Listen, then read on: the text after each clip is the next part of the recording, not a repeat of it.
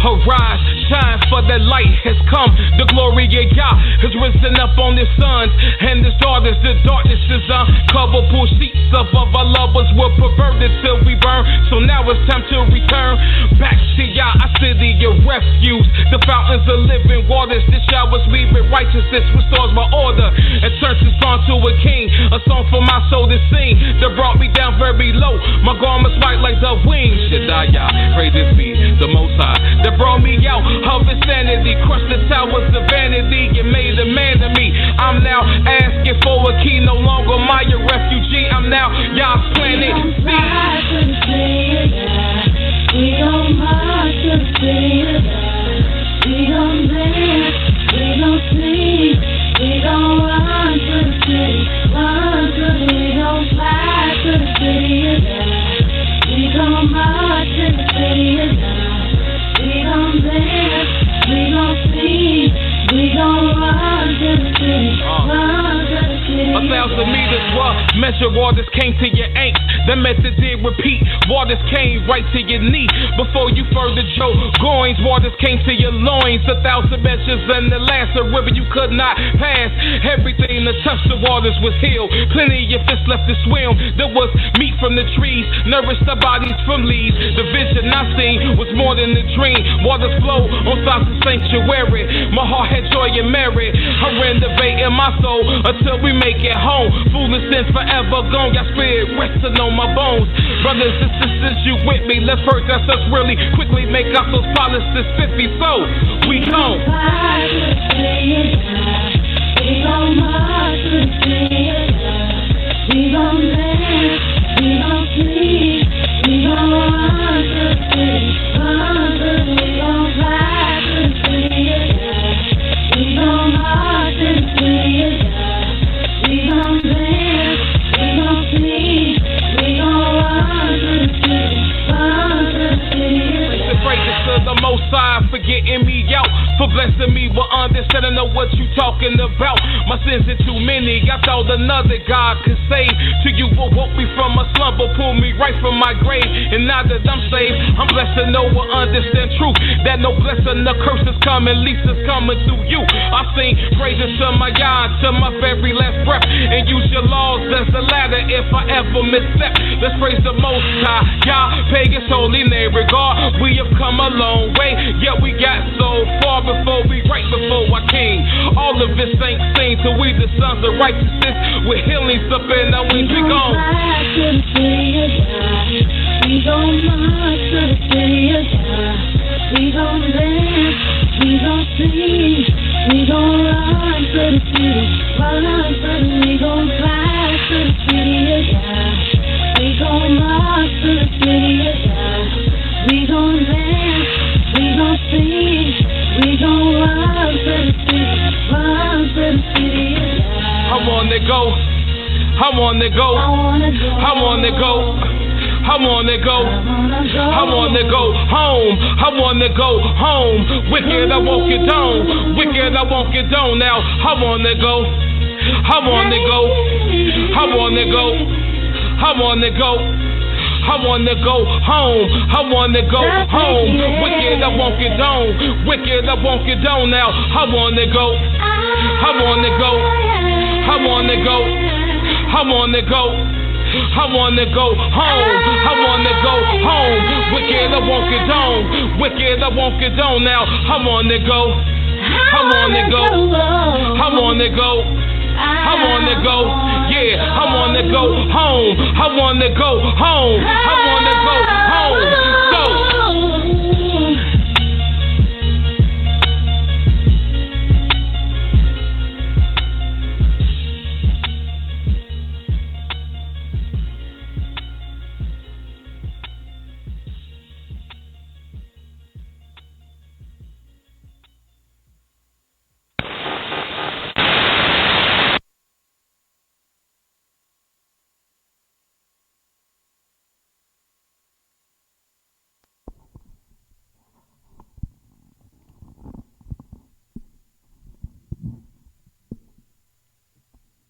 Shalom, shalom, shalom. First and foremost, giving all praise and honor to the creator of the heaven, the earth, the sea, and all that is therein is, by saying hallelujah. Praise the mighty Yah. Yah is righteous. Yah is holy. And let Yahweh be magnified. Once again, the Creator has allowed us to come before thee another day, bringing to you his great, holy, and exalted words, even the words of Yah. My name is Mowreh IshYAH of the house of Israel, located right here in Cincinnati, Ohio, 1907 Vine Street, bringing to you nothing but the truth. And yes, it is true.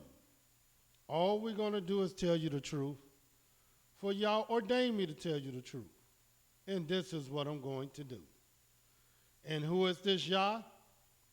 Yah is the creator of the heaven, the earth, the sea, and all that is therein is. Yah is the Elohim of our fathers, the Elohim of Abraham, Yitzhak, and YIsraEL, whom you may know as Abraham, Isaac, and Jacob. Yah is our king, he's our judge, he's our lawgiver, and Yah is our only Savior, and not just of Israel. Yah is the Savior of the world. And once again, we come before you to bring to you his great, holy, and exalted words.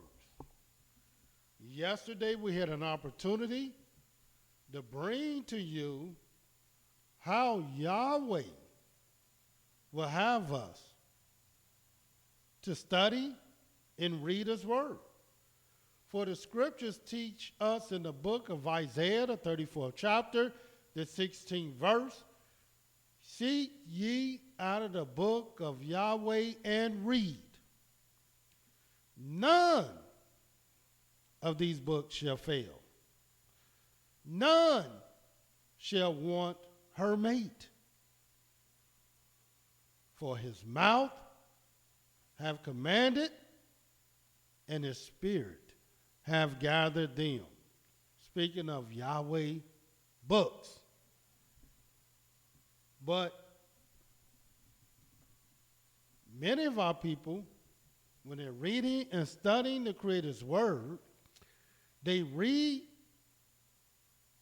Yahweh's word as if they're reading other books. And you cannot read Yahweh's word nor study his word as if you're reading the various literature, the various books, and other things that you might read and study. No, Yahweh has a particular way, a specific way, a certain structure and order to his word. And we brought to our people's attention that there are 39 books of the Old Testament. 39. These 39 books represent or house or contain Yahweh's word. And there's certain structure and order in these books. And we brought to your attention in the book of Genesis. And we're going to break down every book. We're going to break down all the various structures and outlines of each book so you can learn how to study the Creator's word. The Creator said, knowledge is easy to him that understandeth. And we want you to understand things, especially this year. And what year are we in? We are in the third year. The third year of Yah's Sabbaths of years. Now, you're not going to learn anywhere else about these Sabbaths of years, nor will anybody tell you about the third year versus the fourth year versus the seventh, the first, the second, sixth. They're not going to tell you and teach you that. They will rather tell you they don't know. And they don't know. That is the truth. But we do know. We can teach you not only how you can determine Yah's Sabbaths of years, but also how to number his years, as we are commanded to do. But in this book of Genesis, we find that the Creator wants us to know how to study about him, how to study and read his words. And this is what I found in studying each book. There's a certain structure to it. In the book of Genesis, I've seen 7 different things that you will learn in studying the book of Genesis. Number 1,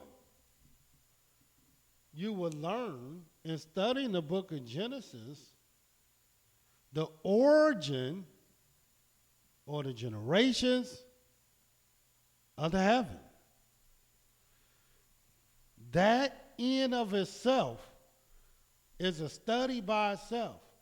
And you can go all over the Creator's Word, all over the 39 books, and study his Word just containing the heavens.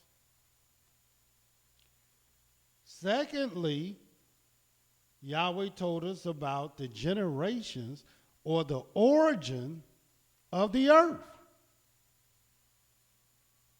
And that in of itself is a study by itself that you want to know, that you want to study. The third thing that you want to study and learn about in the book of Genesis is the generations of Adam.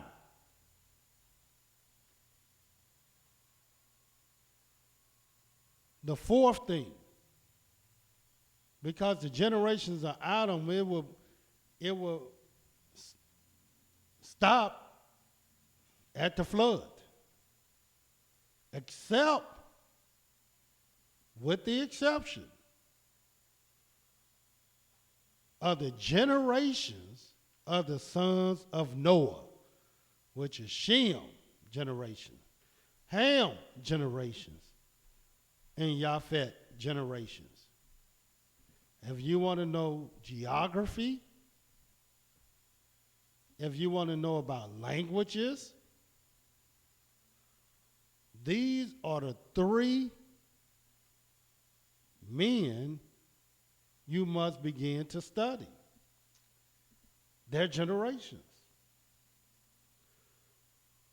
And the 7th thing that you want to study in the book of Genesis, and these 7 things will take you throughout these 39 books.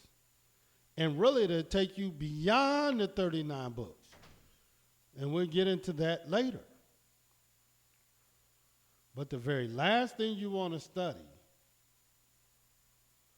is the family or the seed of Abraham. Abraham and his seed. The Creator separated Abraham from his family, from his kinfolk, and from his father's house. And when he separated Abraham, he caused Abraham to join himself unto Yahweh himself. And he was called a Hebrew. And from the 12th chapter of Genesis all the way to the 50th chapter of Genesis, it is all about Abraham and his special, elect, chosen seed. From Abraham to Isaac to Jacob and to the 12 tribes of Israel. And this should not be hard to understand. Look what the Creator lets us know in the book of Deuteronomy. Deuteronomy, watch what it says. The 32nd chapter. In other words, the first 11 chapters of Genesis, heaven, the earth, Adam and his generations,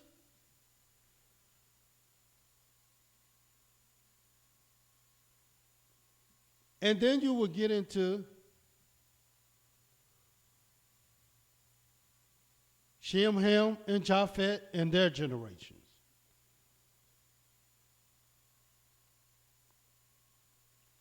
But then the 12th chapter to the 50th chapter, 38 chapters in Genesis, Yahweh would dedicate these 38 chapters in Genesis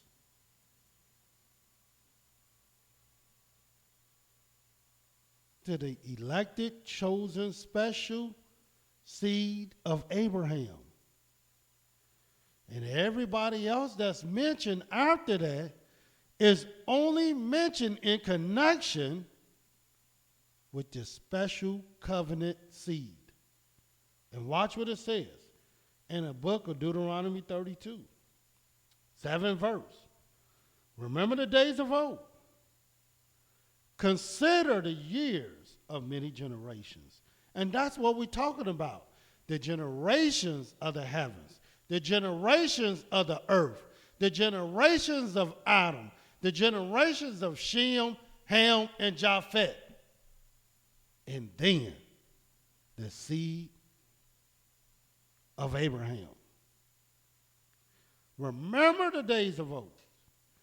Consider the years of many generations. Ask your father, and he will show you. Your elders, and they will tell you.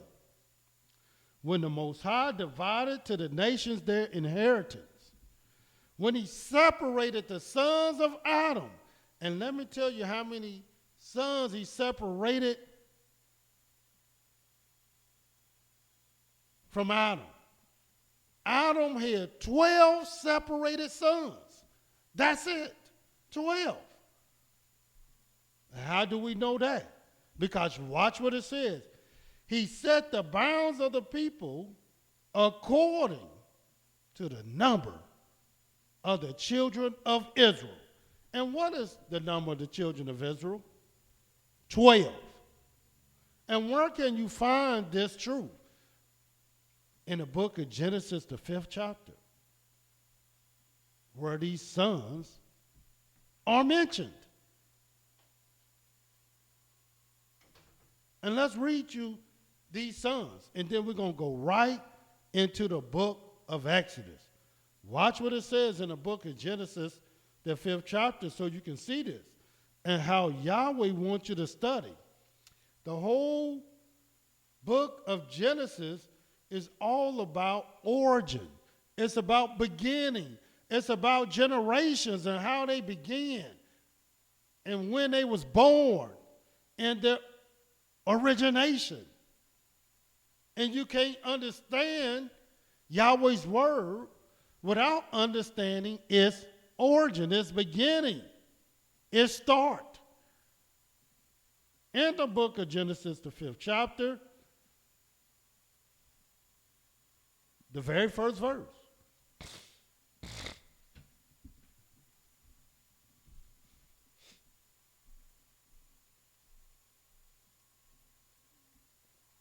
This is the book of the generations of Adam.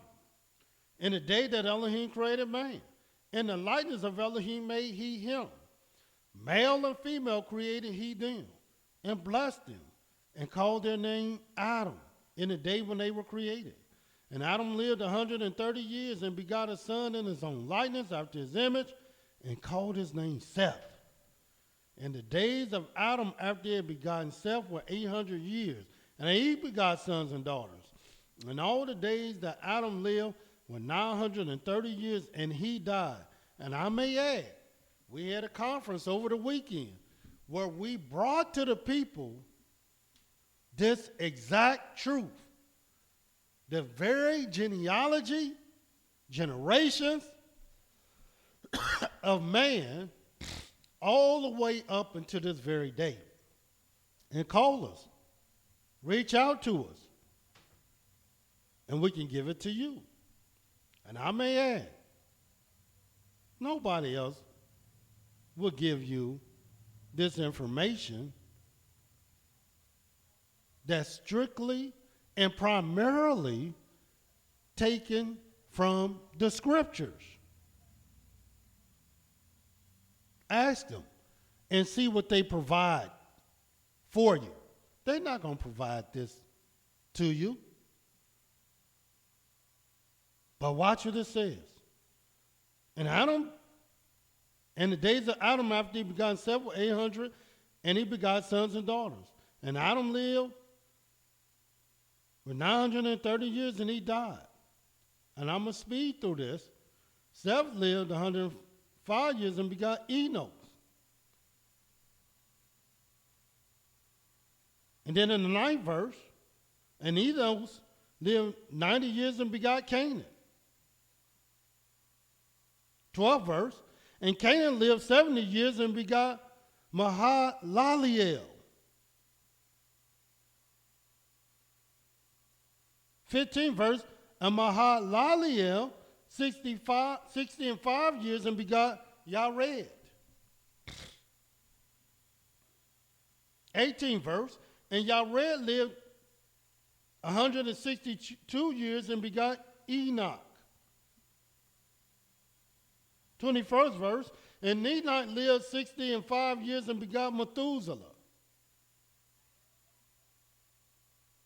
And Enoch was the 6th generation after Adam. And he was so blessed, and the 6th represents when Yahweh commanded his blessing.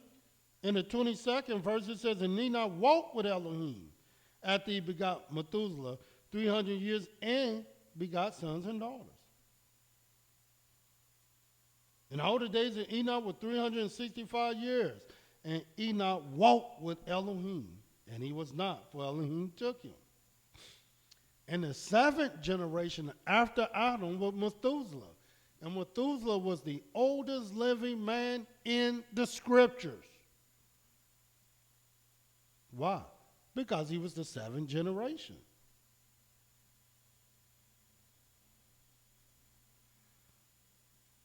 And what it says in the 26th verse. And Methuselah lived after he begot Lamech 782 years and begot sons and daughters. And all the days of Methuselah was 969 years, and he died. The oldest living man in the scriptures. And Lamech lived 182 years and begot a son. And he called his name Noah, saying, this same shall comfort us concerning our work and toil of our hands, because of the ground which Yahweh had cursed. Noah was that generation, the 9th generation after Adam. And Lamech lived after he begot Noah 595 years and begot sons and daughters. And all the days of Lamech were 777 years, and he died. And this is what it says. Because Noah was the 9th, and his 3 sons was the 10th, 11th, and 12th generation. And Noah was 500 years old. And Noah begot Shem, Ham, and Japheth. As the Creator let us know in the book of Deuteronomy, the 32nd chapter, remember the days of old. Consider the years of many generations, and we have, and we know them, and we can count them. This is how you study the origin, the beginning,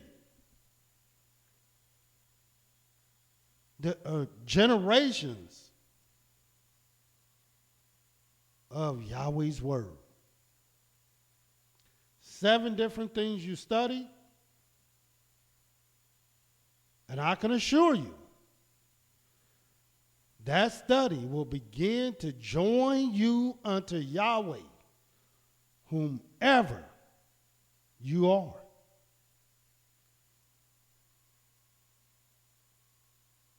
But there's another book that comes after Genesis that you also will have to learn. As I said, Genesis comes from the Hebrew word Bereshit, which means beginning or origin. 50 chapters in Genesis. But the next book, the second book of what we know of as the Old Testament or Bible, is in, the English word is Exodus.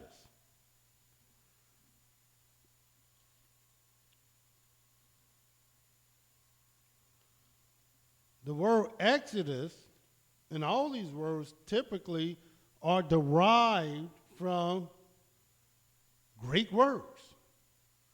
But many people, and the vast majority of people I talk to, don't know what the word Exodus means.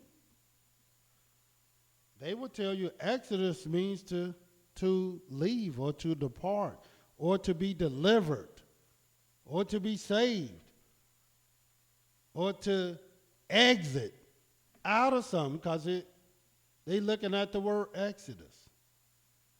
Well, this is not so.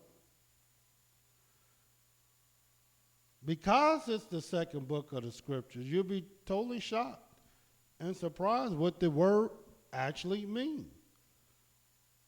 It comes from the Hebrew word shemot. And the very meaning of the word shemot, or the second book of the scriptures, is in the very first verse of Exodus. And watch what it says. Now these are the names of the children of Israel, which came into Egypt. Every man and his household came with Yaakov. Well, the word Shemot or Exodus means these are the names. It's a book of names. It's a book, all through 40 chapters of it is about a name. And whose name do you think it's about?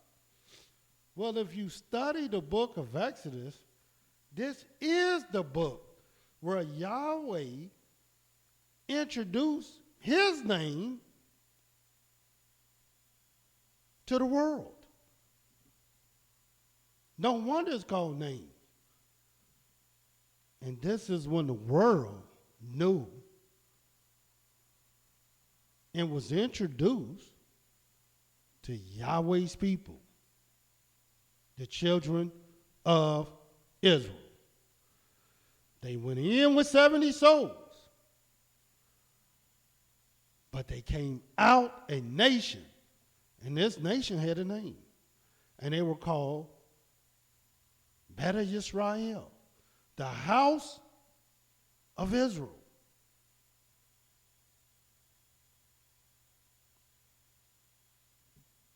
So when studying the book of Exodus, these 40 chapters, you must learn also to break these chapters down.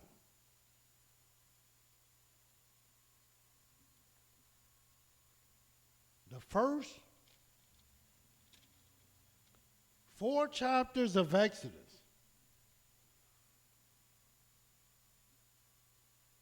will bring you to one point and one point only. And that is Yahweh introducing himself to a man named Moses or Moshe to let him know that he is the Elohim of our fathers. And I'm going to the last part of it, basically, in the book of Exodus, the 3rd chapter. Because this is the first encounter you will see that deals with this great name. In the book of Exodus, the 3rd chapter, now Moses kept the flock of Jethro, his father-in-law, the priest of Midian, and he led the flock to the backside of the desert and came to the mountain of Elohim, even to Horeb. And the angel of Yahweh appeared to him in a flame of fire out of the midst of a bush, and he looked, and behold, the bush burned with fire, and the bush was not consumed. And Moshe said, I will now turn aside and see this great sight, and why the bush is not burnt. And when Yahweh saw, he turned aside to see. Elohim called to him out of the midst of the bush and said, Moshe, Moshe. And he said, Here am I. And he said, Draw not near here, put off your shoes from off your feet. For the place whereon you stand is holy ground. Moreover, he said, I am the Elohim of your father. And watch what he says. The Elohim of Abraham, the Elohim of Yitzhak, and the Elohim of Yaakov.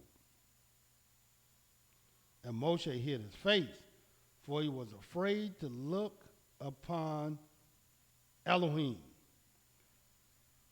And so the Almighty introduced himself to this Moses. And you'll read about this great encounter and how Yahweh commissioned Moses to go to his people and to tell them about him and how he had appeared to Moses. Of course, Moses said, man, they're not going to believe me. What if they ask me, what is your name? What should I tell them? And of course, Yahweh let him know.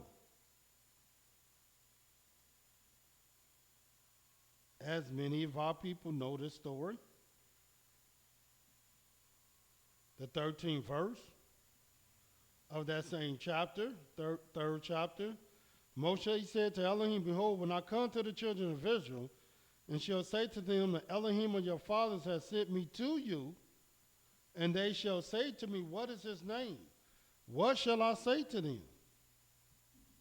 And Elohim said to Moshe, I am that I am. In Hebrew, YAH, YISraEL. And he said, thus shall you say to the children of Israel, YAH has sent me to you. And Elohim said moreover to Moshe, thus shall you say to the children of Israel, Yahweh, Elohim of your fathers, the Elohim of Abraham, the Elohim of Yitzhak, the Elohim of Yaakov, has sent me to you. This is my name forever, and this is my memorial, my remembrance unto all generations. And we just got finished speaking about generations. But you read all this all the way through the 4th chapter of Exodus. And when I studied the book of Exodus, I found 5 things you needed to know. Because once you study the first 4 chapters, then you're going to see Yahweh wanted Moshe to take his name to his people, his brother Aaron, and the elders of the people. But then once you get into the 5th chapter of Exodus, all the way through the 14th chapter, then Yahweh, once the people had his name, once Aaron had his name, once the elders and Moses had his name, then Yahweh commissioned them, and particularly Moses and Aaron, to speak in his name. But first he sent it to them. But now he wanted them to speak in his name to Pharaoh and his people, to let my people go. And watch what it says.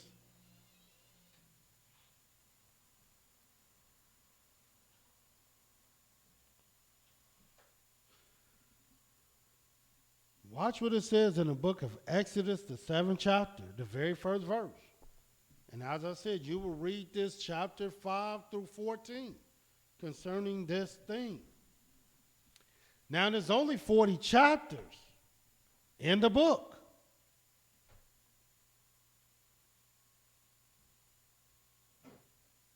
But the 7th chapter, the very first verse. And Yahweh said to Moshe, see, I've made you a Elohim to Pharaoh. And Aaron, your brother, shall be your prophet. Nowhere in the scriptures, nowhere in the 39 books of the Old Testament, nowhere in any other book has Yahweh ever made a man a Elohim, with the exception of Moses. Moses walked around and didn't even have to ever speak.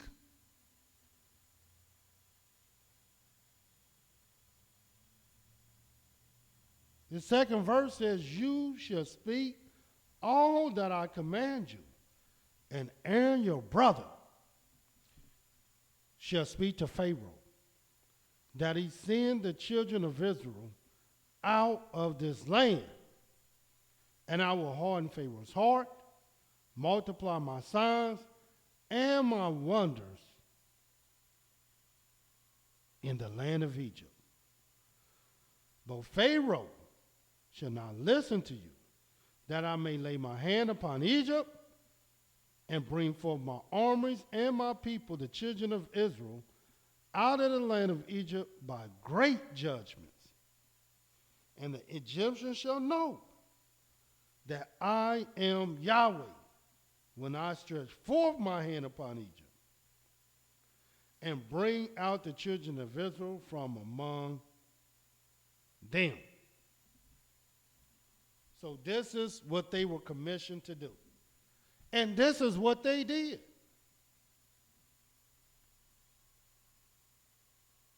But after they did that, the third thing that I found the book of Exodus, the Hebrew word Shemot, The third thing that I found,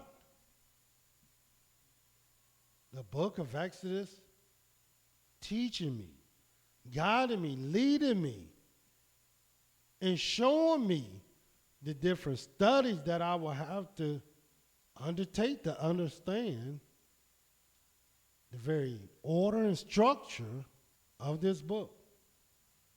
And you'll read about this,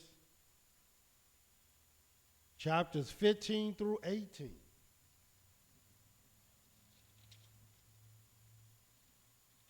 You will begin to read about the journeys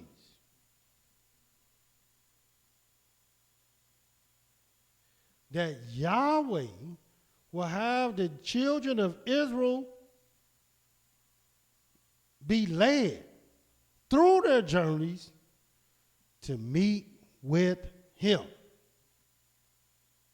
Remember, at the beginning of all this thing, in the very first 4 chapters of the book of Exodus, Yahweh told Moses that this will be a sign unto thee, that when you bring these people out of this land to the mountain of Elohim, to this mountain, then you will know that I'm indeed Yahweh.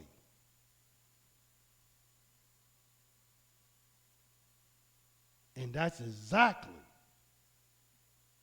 what Exodus 15 through 18 is all about. These journeys to the mountain of Elohim. And what is this mountain called? Mount Sinai.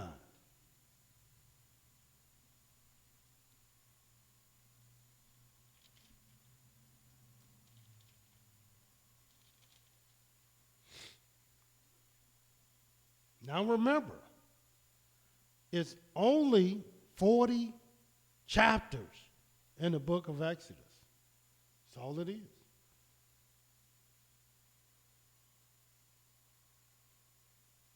And we already basically up through the 18th chapter, because 15 through 18 deals with the journeys to meet Elohim. The first 4 chapters, Moses, this is my name.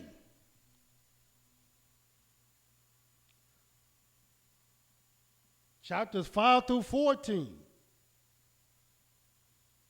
Pharaoh, let my people go. And Pharaoh even said, I don't even know this Yahweh you're talking about. Well, after the 14th chapter, he knew Yahweh. The Egyptians knew Yahweh. And the whole earth knew Yahweh.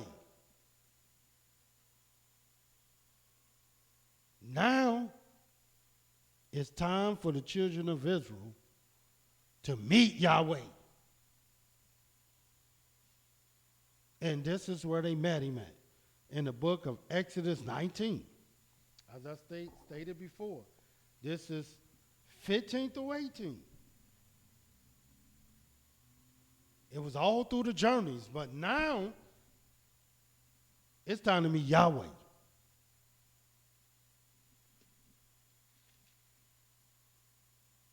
In the 19th chapter of Exodus, it begins to read about the 4th thing. Third thing is about the journeys to meet Yahweh. The second thing is about Moses and Aaron speaking in Yahweh's name to Pharaoh and the Egyptians. And the first thing is about Yahweh introducing his name to Moses. Well, let's see what will happen in this 4th thing. The 19th chapter, the very first verse. In the 3rd month, when the children of Israel had gone forth out of the land of Egypt, it's 3 months later, the same day came they in the wilderness of Sinai. For they had departed from Rephidim and had come to the desert of Sinai, pitched in the wilderness, and there Israel camped before the mount. And Moshe went up to Elohim, and Yahweh called to him out of the mountain, saying, Thus shall you say to the house of Yaakov, and tell the children of Israel, You have seen what I did to the Egyptians, and how I bore you on eagle's wings, and brought you to myself. Now therefore, if you obey my voice indeed, keep my covenant, then you shall be a peculiar treasure to me above all people. For all the earth is mine, and you shall be to me a kingdom of priests, a holy nation. These are the words which you shall speak to the children of Israel. And Moshe came and called for the elders of the people, laid before their faces all these words which Yahweh commanded him. And all the people answered together and said, All that Yahweh has spoken we will do. And Moshe returned the words unto the people to Yahweh. And Yahweh said to Moses, Behold, I come to you in a thick cloud, that the people may hear when I speak with you, and believe you forever. And Moses told the words of the people to Yahweh. And Yahweh said to Moshe, Go to the people, sanctify them today and tomorrow, and let them wash their clothes, and be ready against the third day. For the third day Yahweh will come down in the sight of all the people upon Mount Sinai. And why the third day, my brothers and sisters? And why the third month, my brothers and sisters? Since we are in the third year as we speak today. They was in the first year. But this thing went down in the third month, the third day. And why? What do the third represent? That Yahweh will have on that day, he will speak from heaven, his covenant, even 10 commandments to the people. They're not going to tell you, nobody's not going to tell you why Yahweh would do that thing. Because they don't know why Yahweh did that thing.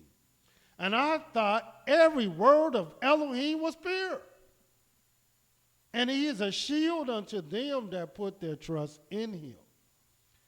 Add thou not unto his words, lest he reprove thee, and thou be found a liar. Here it is. We got trees blooming, flowers bursting, ants gathering as they do in the summer, their food, bees are pollinating. But yeah, we got people going around saying it's still winter. How is it winter and we're in our third year? Bees are out, ants are out, flowers are blooming and bursting, trees are bursting. It don't sound like winter to me. Don't look like winter to me. Don't smell like winter to me. Don't feel like winter to me. And I'm in Cincinnati, Ohio.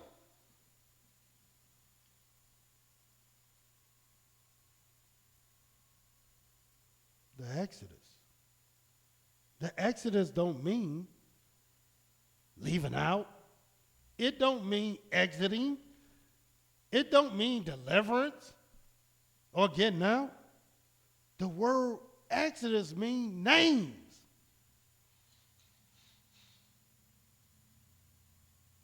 And what name do you think Yahweh wants you to know about? The very name he exalted in Egypt.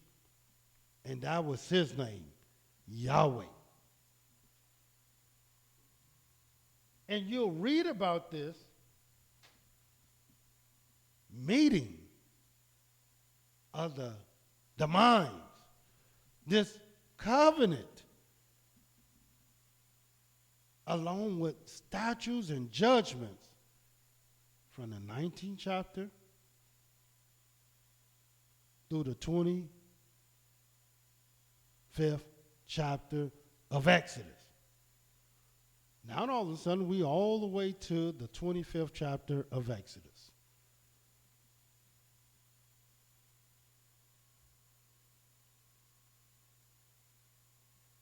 more than halfway through. Number one, Yahweh will introduce his name to Moses. The first 4 chapters. Number 2, he was sending Moses and Aaron to speak in his name to let the people go to Pharaoh and his people. Number 3, Yahweh will meet with his people at the mountain of Elohim, that they might learn to fear his great, holy, and exalted name.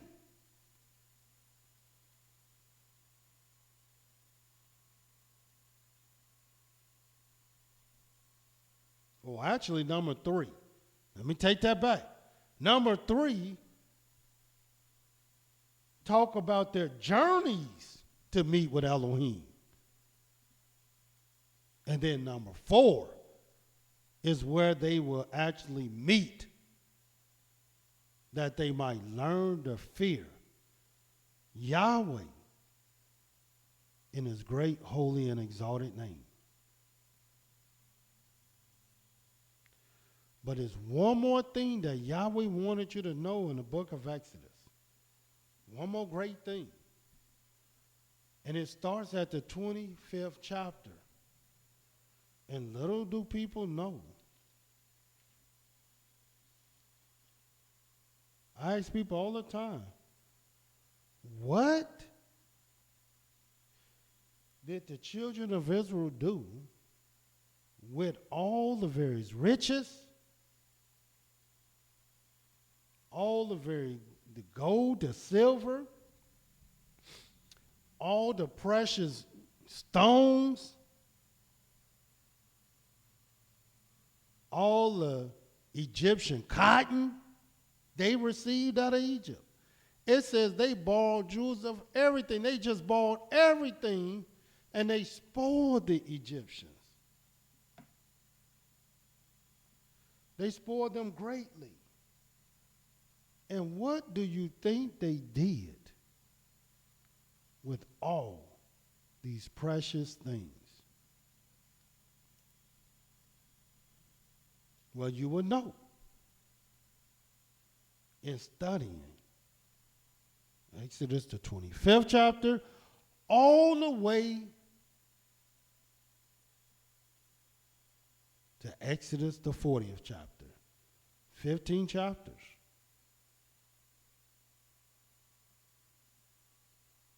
And this is what it says in Exodus 25 and 1. And Yahweh spoke to Moshe, saying, speak to the children of Israel, that they bring me an offering of every man that gives it willingly with his heart. You shall take my offering. This is the offering which you shall take of them. Watch the offering. Gold. Where do you think they got that from? Yeah, Egypt. And silver. Where did they get that from? Egypt. And brass. And watch what it says. And blue, purple, scarlet, fine linen. Goat said, ram skin dyed red, badger skin, shit on wood. Where do you think they got this? They didn't get this stuff out of the wilderness.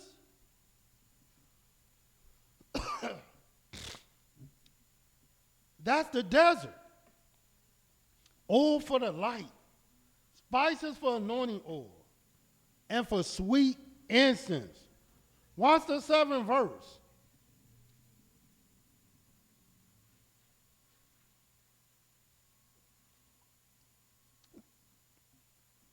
In the 7th verse, onyx stones, stones to be set in the ephod, in the breastplate, and let them make me a sanctuary, that I may dwell among them, according to all that I show you, after the pattern of the tabernacle, and the pattern of all the instruments thereof, even so shall you make it.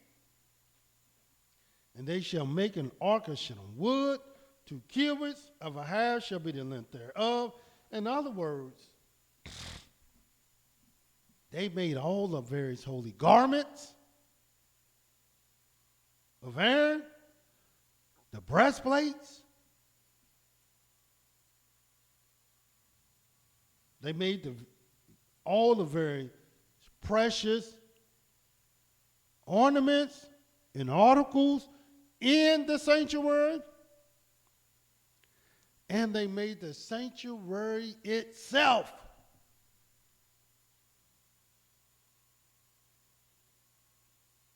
That's what they did with all the very things that they borrowed from the Egyptians.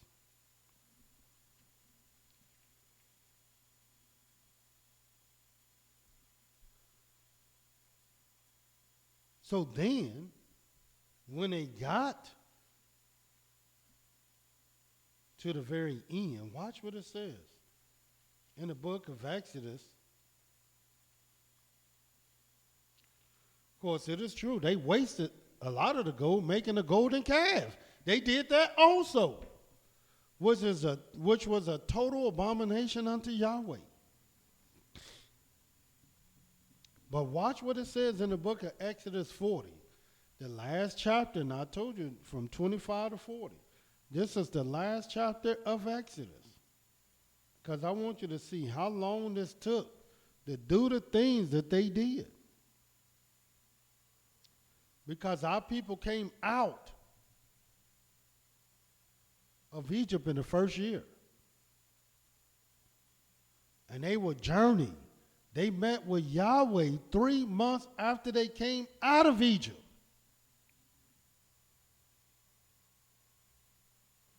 And while they was at Mount Sinai, Moses went up into the cloud 40 days and 40 nights.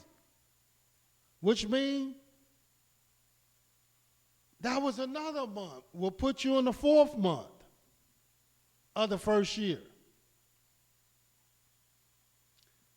And Yahweh told him to get down from there, because your people have corrupted themselves and have greatly sinned against me. And Moses came down where the people had prostrated themselves and made to themselves a golden calf.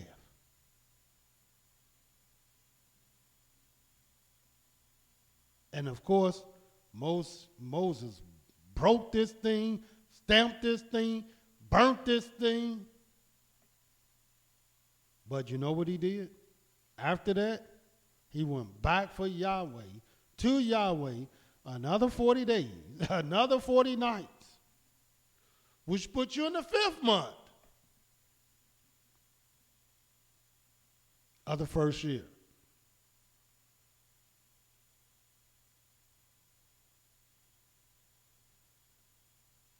And then he will come down once again to the people.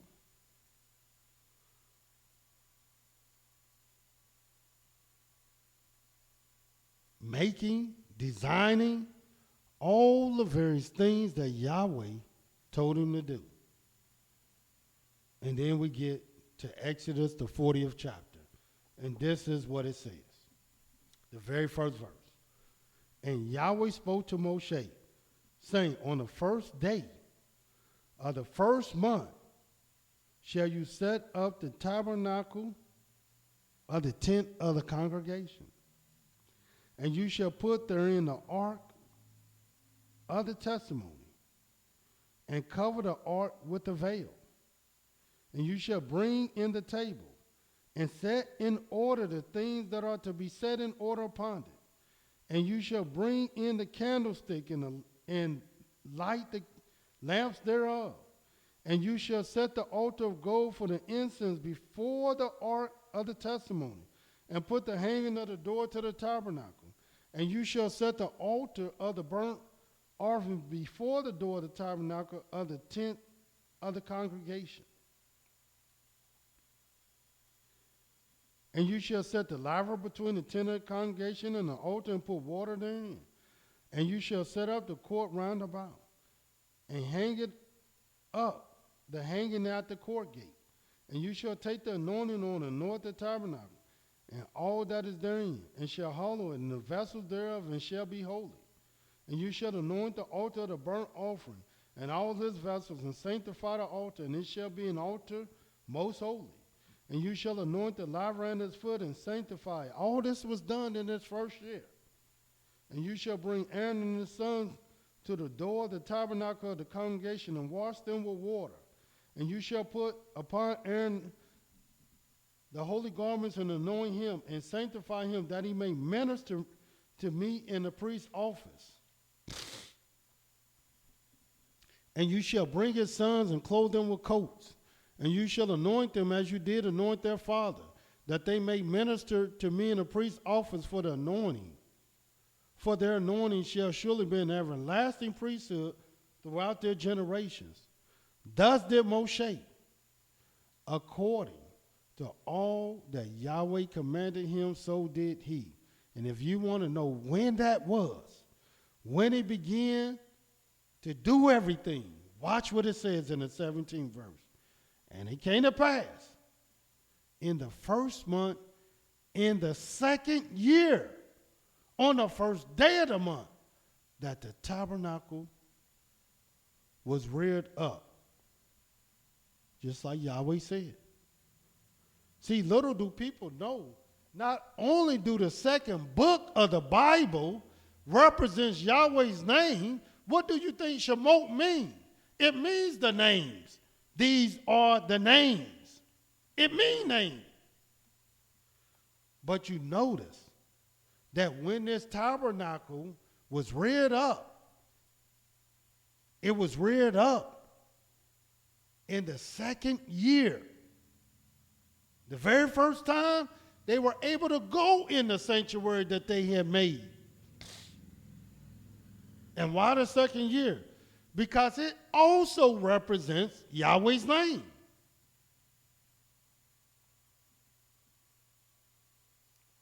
Why you think during the time of Seth, or Enos rather, that men began to call upon the name of Yahweh? And when was Enos? Enos was the second generation after Adam. Because that's what the second represents.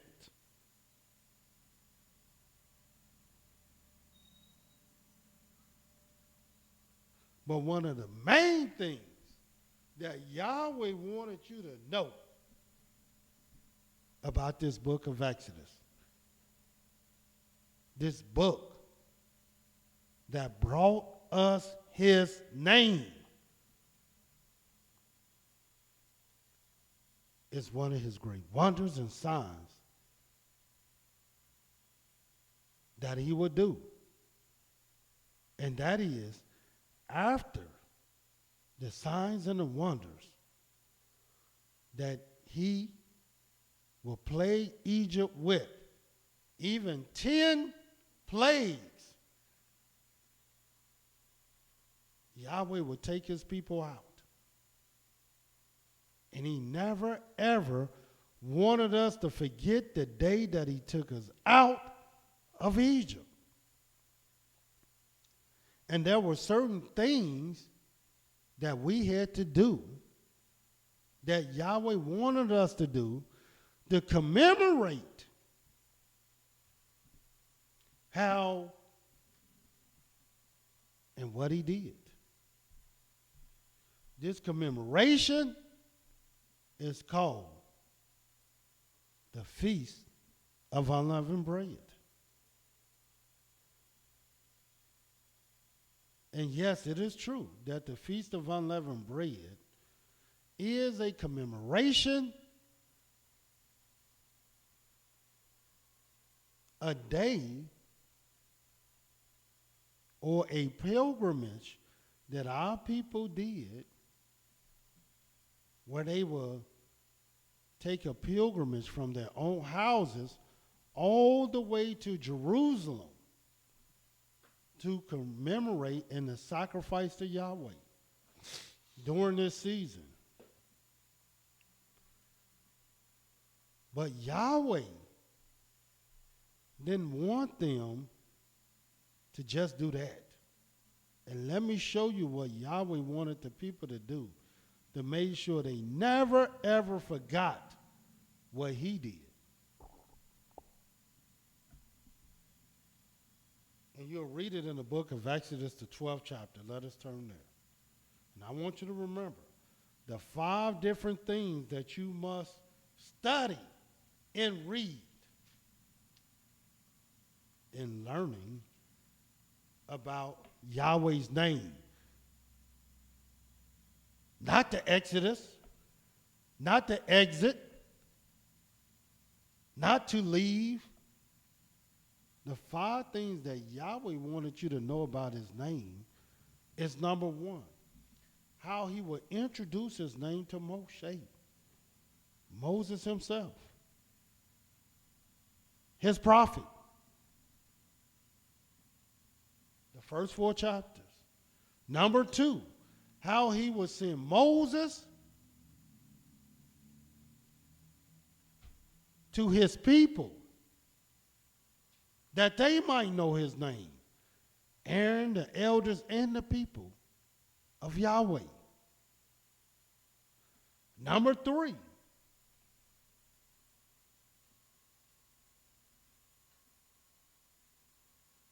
and number 2 is how they would speak his name in the ears of Pharaoh.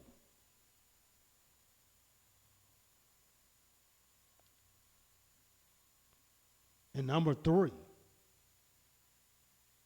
is all about their journeys from Rephidim to Elam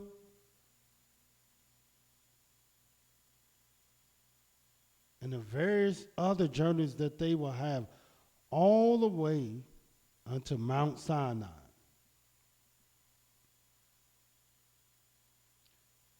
And then number 4, once they got to Mount Sinai, how Yahweh would deliver his covenant, his statutes, his judgments unto the people,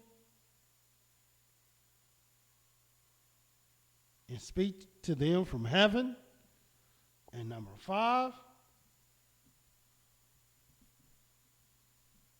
how they would take all the borrowed and spoiling of Egyptians and make Yahweh's altar, all his priestly vestures, all the holy ornaments, the sanctuary, and all the holy things. And they would do that all the way to the 2nd year, where they will rear up or stand up the sanctuary of Yahweh, where he said he would dwell. But again, Yahweh wanted us to commemorate this time. In the book of Exodus, the 12th chapter, the 15th verse, this is how Yahweh wanted this time commemorated. And watch what he says. And I may add, we are literally 7 days into our first year. And in 7 days more will be the beginning of what we know as Passover, the 14th day at Eve. And of course, the day after will be the Feast of Unleavened Bread. And this is what it says, the 15th verse. 7 days shall you eat unleavened bread. Even the first day you shall put away leaven out of your houses. And you notice it didn't say, this is all about what you're supposed to do in your house. You don't control my house. I don't control your house. I don't know what's in your house, and you don't even know what's in my house. But whatever's in your house, whatever in my house, A lot of people say, well, you got to be in a land. Man, my house ain't in no land. My house is where I live. 7 days you shall eat unleavened bread. Even the first day you shall put away leaven out of your houses. For whoever eats leavened bread from the first day until the 7th day, that soul shall be cut off from Israel.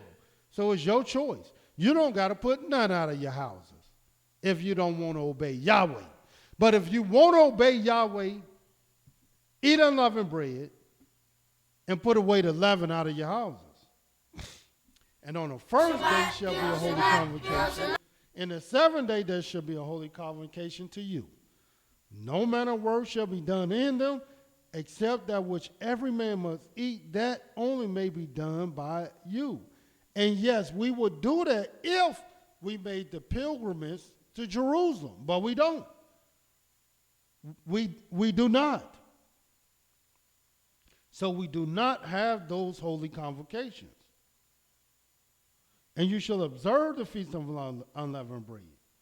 For in this very same day have I brought your armies out of the land of Egypt. Therefore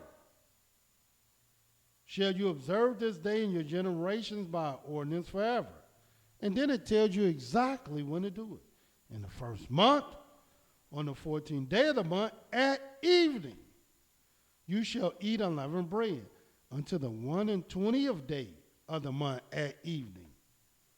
7 days there shall be no leaven found in your houses. For whoever eats that which is leavened, even that soul shall be cut off from the congregation of YIsraEL, whether he's a stranger or born in a land. You shall eat nothing leavened. In all your habitations shall you eat unleavened bread. And this is what we do. We eat unleavened bread 7 days, and we take all the leaven out of our houses. And if you want to know what leaven is, in this same chapter, Exodus 12, watch what it says. In the 39th verse.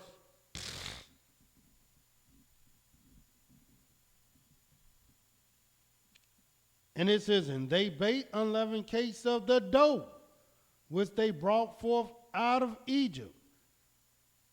And no, leaven is not dough, like a lot of people want to tell you, well, leaven is bread. No, it is not. Watch what this says. And they baked unleavened cakes of the dough, which they brought forth out of Egypt. For it was not leavened. In other words, you can have bread that's not leavened. Because for it to be leavened, it must go through a whole nother process. Because they were thrust out of Egypt and could not linger, neither had they prepared for themselves any provisions. So what is leaven? Leaven, another word for leaven is fermenting or fermentation. And that is a chemical process that things go through when you allow them to sit over a long period of time, such as grapes that turn into wine, such as things that turn into vinegar. And there's a lot of things like this that you're going to have to search out. And that process is called leavening or fermenting.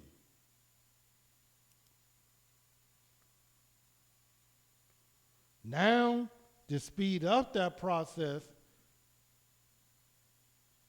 they have invented things such as yeast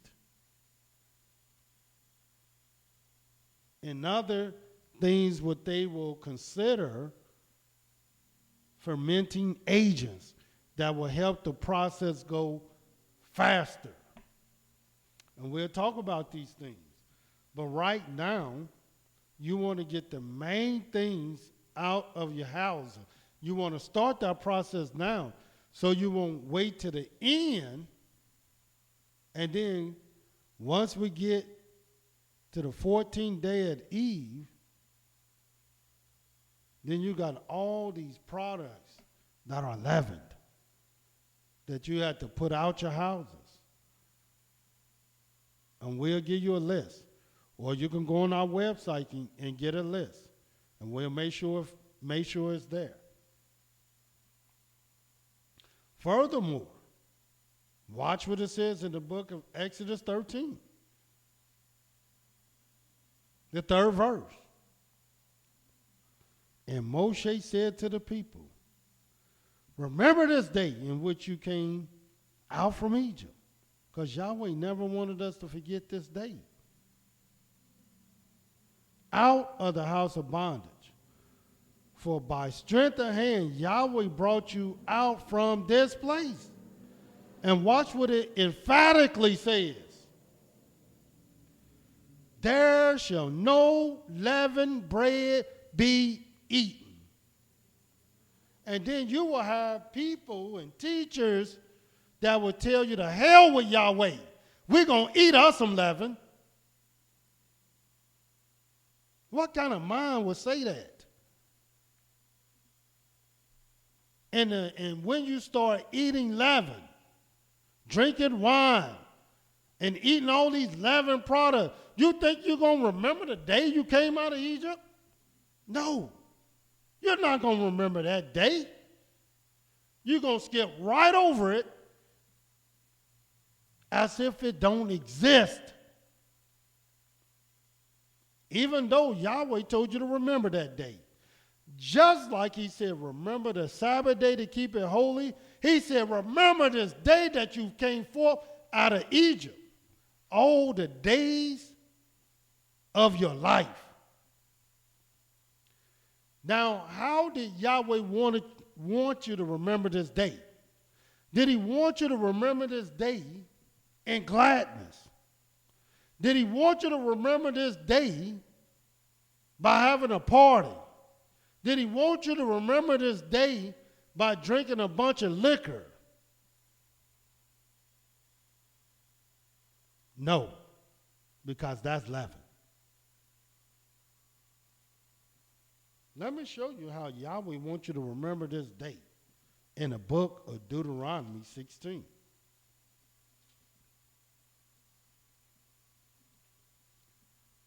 And we're talking about the book of Exodus. How you will study this book, how you will learn this book, and how you will learn the words of Yahweh, even in this second book of the Bible. There's only 39 books in the Old Testament, and you can know them all.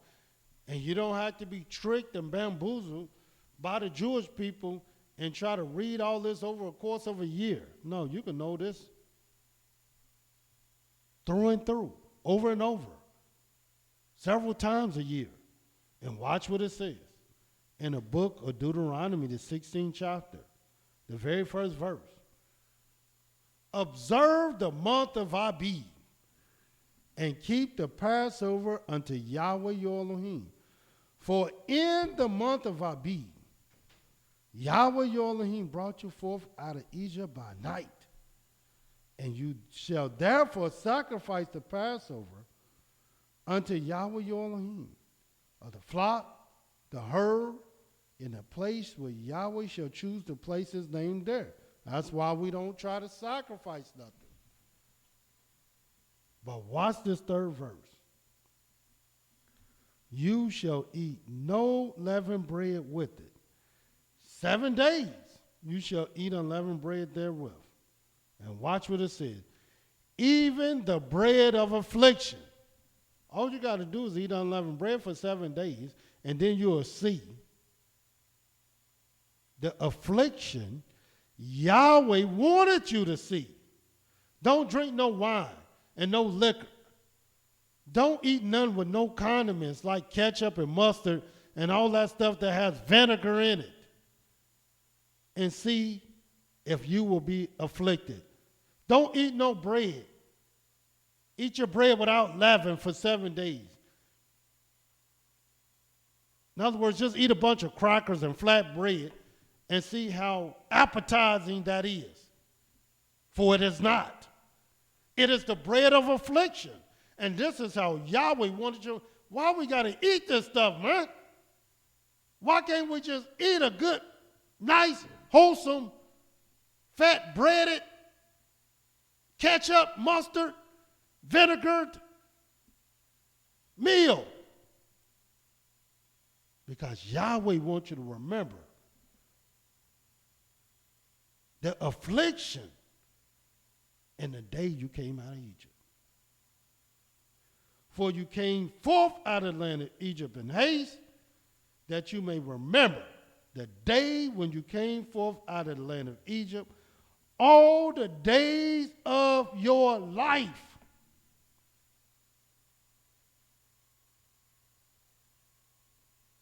That don't sound like something that Yahweh wants you to forget by eating all your hamburgers with sesame seed buns and all kind of stuff like that? Not at all. And watch this. The main reason why Yahweh wants you to remove all this leaven out of your houses in the book of Deuteronomy, the 29th chapter. And don't let these teachers trick you, because the scripture said the soul that eateth unleavened bread shall be cut off. You can play with your life, but don't let nobody else play with your life.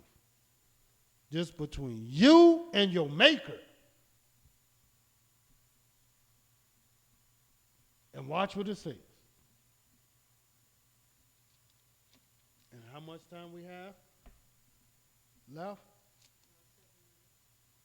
This is what it says in the book of Deuteronomy, the 29th chapter, the very first verse.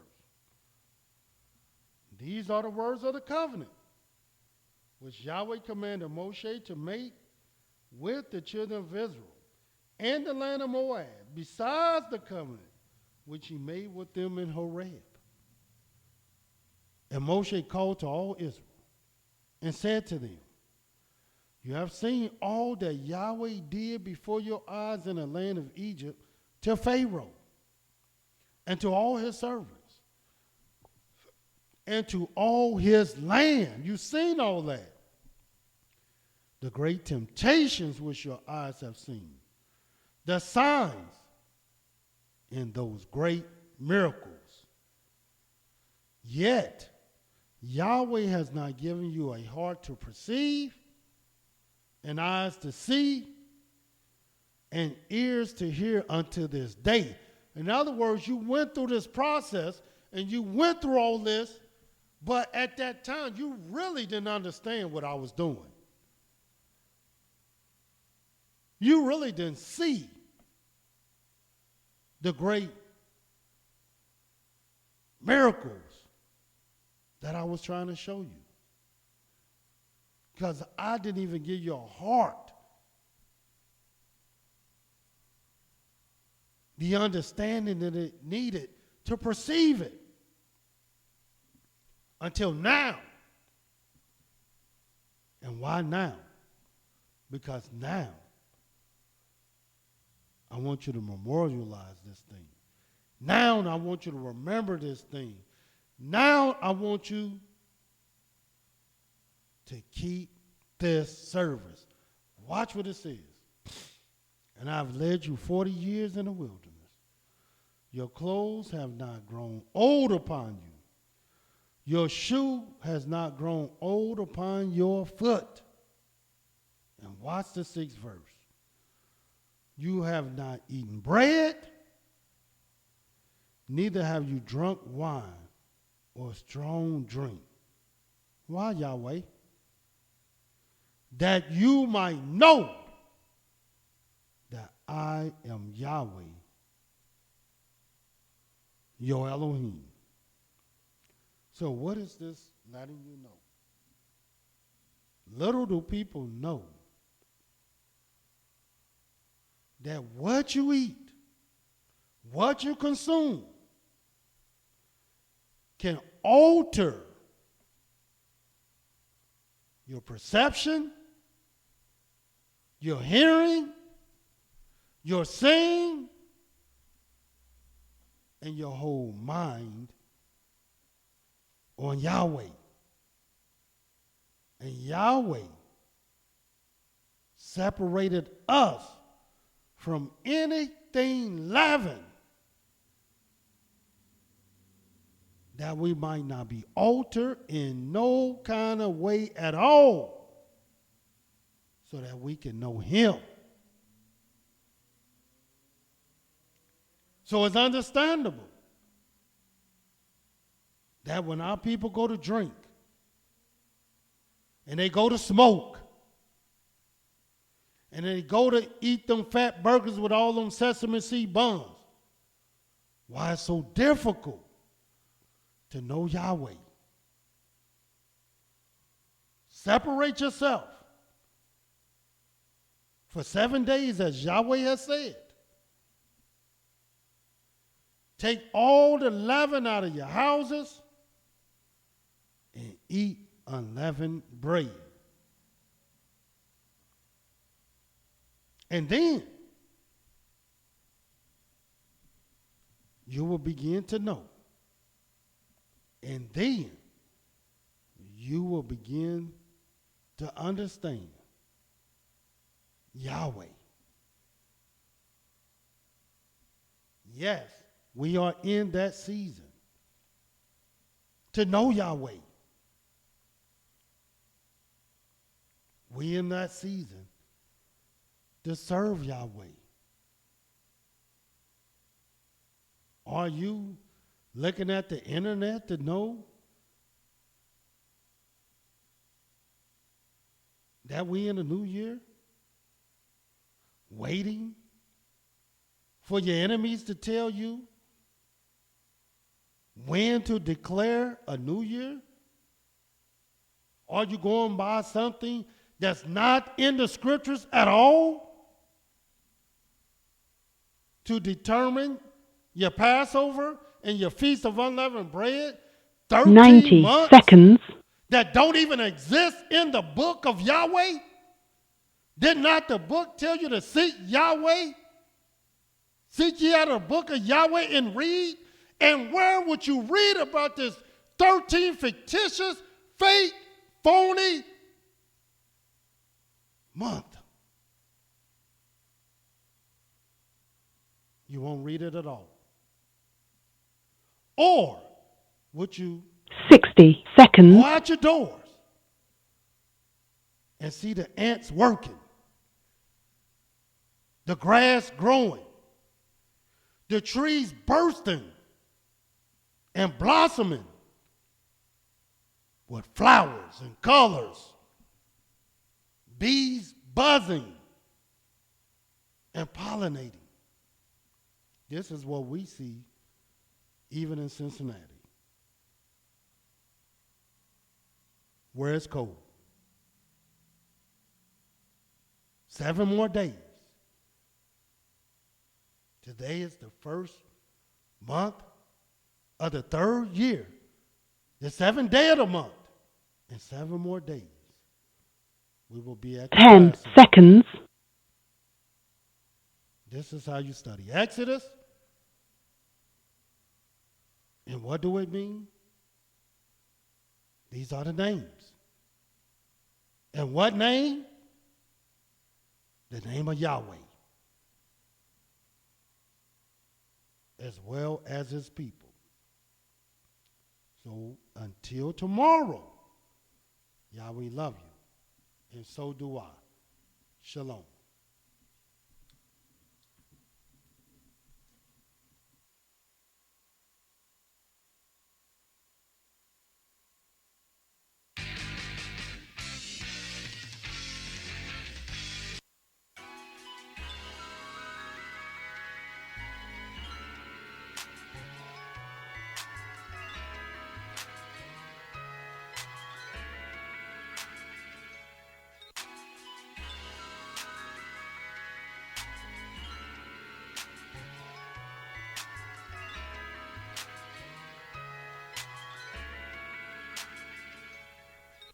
praise Yah. It takes a nation to raise a village. True love can be endless as long as you can get your souls out of scrimmage. A love letter to my one adored.